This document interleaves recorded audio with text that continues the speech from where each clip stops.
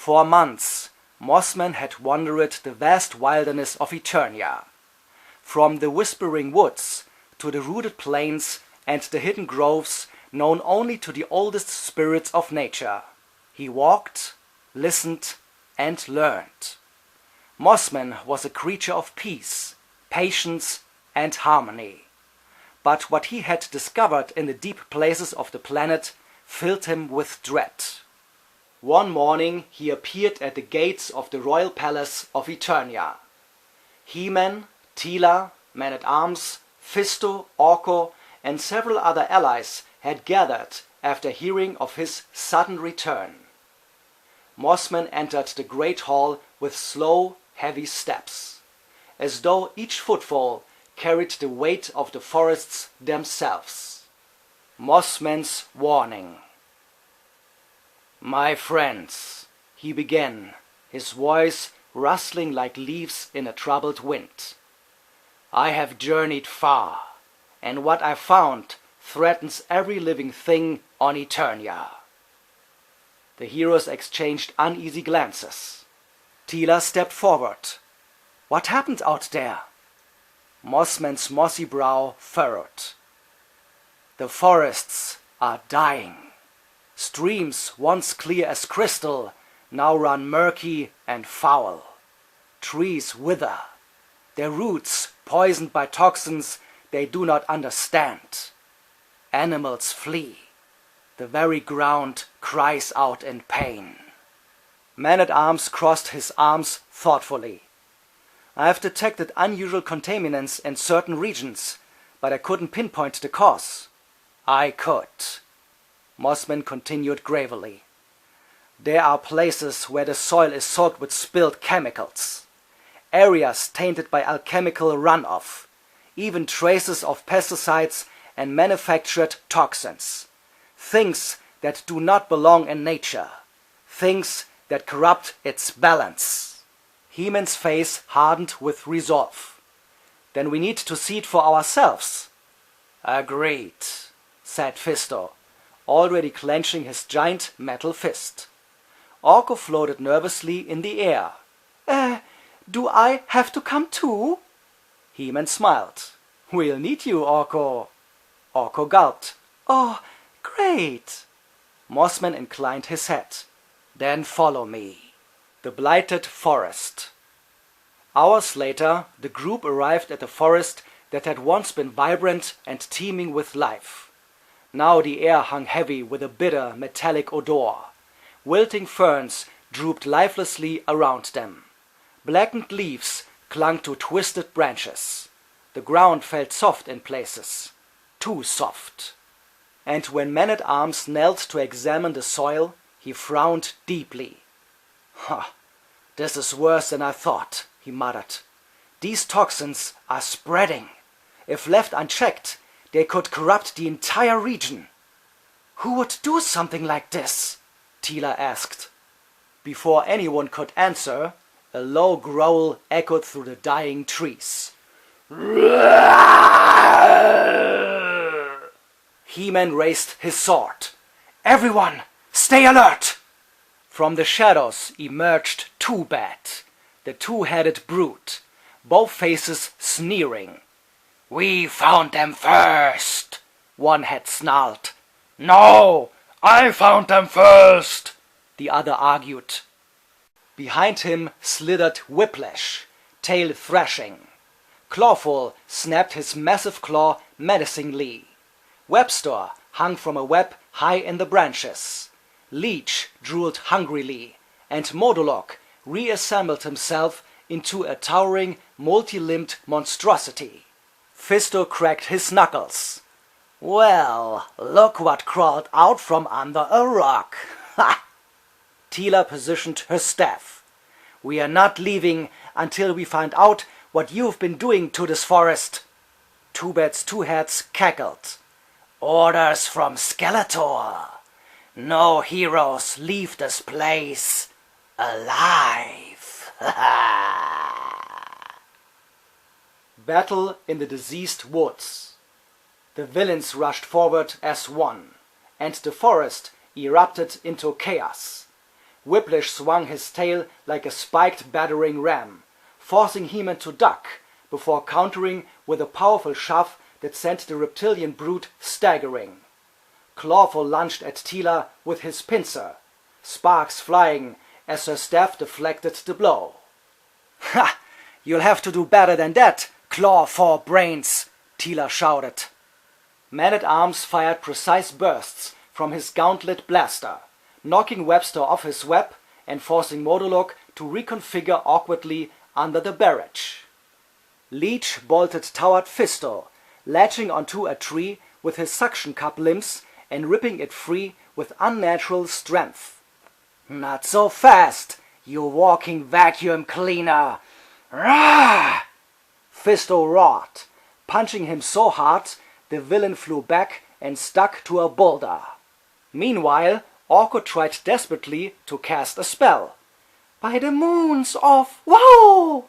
A burst of magic sputtered and transformed into a flock of tiny glowing ducks. Clawful stared in confusion until one pecked his nose. "Hey! Ow! Quit it!" Orko blushed. Close enough."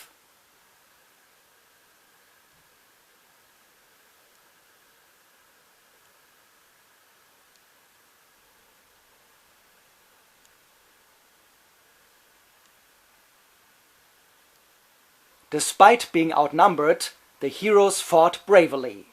Blow by blow, spell by spell, they forced Skeletor's minions into retreat. Modulok, his torso twisted the wrong way after a failed attack, called out, "Fall back! We need to regroup!"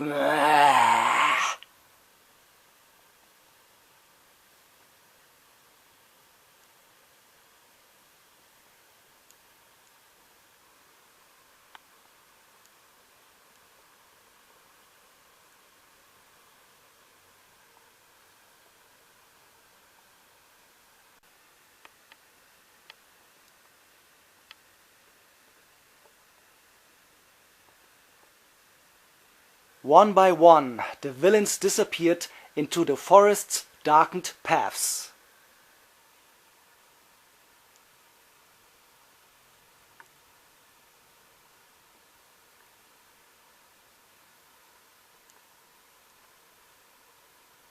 He-Man exhaled. "We handled that well." Man-at-Arms shook his head. "Too well.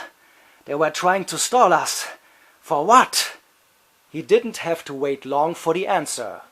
A foul wind suddenly drifted between the trees, so strong it made the dying leaves curl. The heroes gagged, covering their mouths. "Oh, Orko moaned. "I know that smell! Oh, do I know that smell!"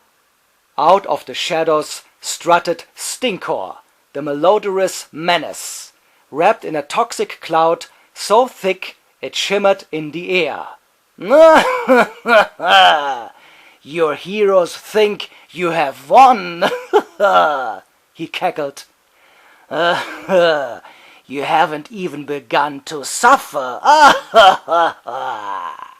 Before anyone could respond, Stinko released a fresh wave of stench so intense that the air itself seemed to warp.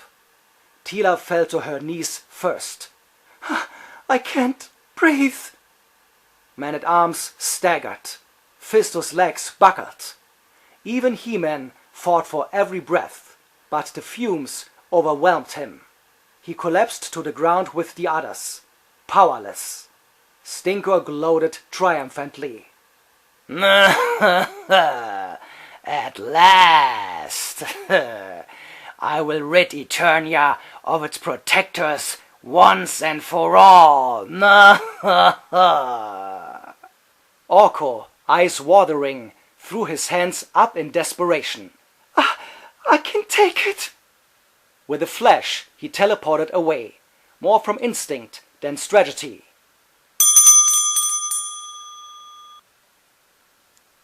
Stinkor raised his claws, preparing to strike, but a voice cut through the rancid haze. "Enough!" Stinkor spun around, startled. standing in the clearing were Orko, floating nervously, and Mossman, glowing faintly with a verdant light. You? Stinkor snarled. What can a pile of weeds do against me? Mossman stepped forward calmly. Nature heals what is wounded and purifies what is fouled.